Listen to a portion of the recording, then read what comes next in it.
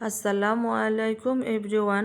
আজকে মাংসের অন্যরকম একটি রেসিপি শেয়ার করেছি। দুধ দিয়ে মাংসটা রান্না করলে এটার স্বাদ একেবারে অন্যরকম হয়। এটার স্বাদ সত্যিই অসাধারণ। আপনারা এই রান্নাটি একবার করে খেলে আপনারা এই রান্নার ফ্যান হয়ে যাবেন।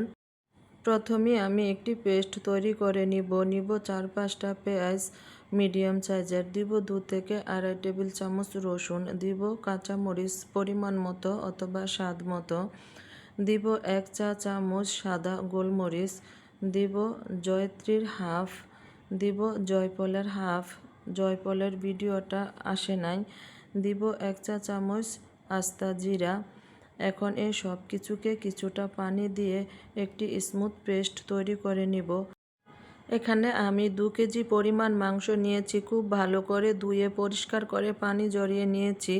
এখন এখানে দিয়ে দিব 2 থেকে 2.5 টেবিল চামচ আদা পেস্ট, দিব 1 চা চামচ ধনিয়া গুঁড়া, দিব 3টা তেজপাতা, দিব কিছু গরম মশলা, 2টা বড় কালো এলাচ, দিব 4-5টা ছোট এলাচ, দিব 4 টুকরা দারুচিনি মিডিয়াম সাইজের, দিব লং 10-12টা, দিব কালো গোলমরিচ 10-12টা, দিব হাফ কাপ পেঁয়াজ কুচি, দিব পেস্ট করে রাখা পুরো মশলাটা, দিব 1 টেবিল চামচ বাদাম পেস্ট, দিব 2 টেবিল চামচ পেঁয়াজ বেরেস্তা, দিব হাফ কাপ টক দই, দিব 1 টেবিল চামচ ঘি।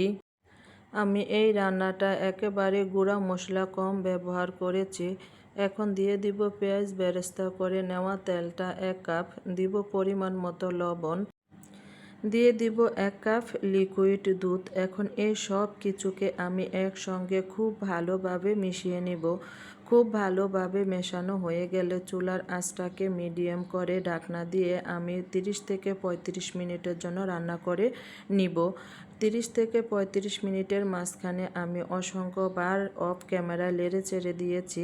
দেখেন 30 থেকে 35 মিনিট পরে আমার মাংসটা এই পর্যায়ে চলে আসছে। এখন আমি আরও কিছুক্ষণ নেড়ে চেড়ে আমি এখানে তরল দুধ দিয়ে দিব 1 লিটার। আমি পুরো রান্নাটাই কিন্তু পানি ব্যবহার করিনি, তরল দুধ দিয়ে রান্নাটা করেছি। মাংসটা কষানো অবস্থায় 60 থেকে 70% মাংসটা সিদ্ধ হয়ে গিয়েছে। এখন তরল দুধটা দিয়ে আমি ভালো করে নেড়ে চেড়ে চুলার আঁচটাকে মিডিয়াম করে ঢাকনা দিয়ে আবারও 40 থেকে 45 মিনিট মাংসটাকে রান্না করে নিব। অফ ক্যামেরায় আমি বেশ অনেকবার মাংসটাকে ভালো করে নেড়ে চেড়ে দিয়েছি।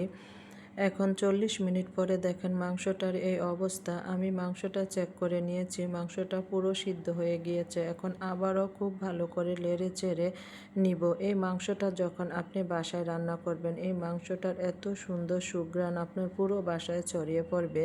এখন দিয়ে দিব এখানে 1 টেবিল চামচ ঘি, দিয়ে দিব কিছু কাঁচামরিচ স্মোক ফাটিয়ে নেওয়া, দিব কিছু পেঁয়াজ বেরেস্তা দিয়ে চুলার আঁচটাকে একেবারে লো করে আমি 20 থেকে 25 মিনিটের জন্য ঢাকনা দিয়ে অপেক্ষা করব মাংসের উপরে পুরো তেলটা ভেসে আসা পর্যন্ত। আমার মাংসটা অলমোস্ট ডান। আশা করি রেসিপিটি আপনাদের কাছে সহজ লেগেছে এবং ভালো লেগেছে। এরকম সহজ রেসিপি পেতে আমার চ্যানেলটিকে সাবস্ক্রাইব করে বেল বাটনটি অন করে রাখবেন পরবর্তী ভিডিওর নোটিফিকেশন পাওয়ার জন্য। আজ এখানেই বিদায় নিলাম। আল্লাহ হাফেজ।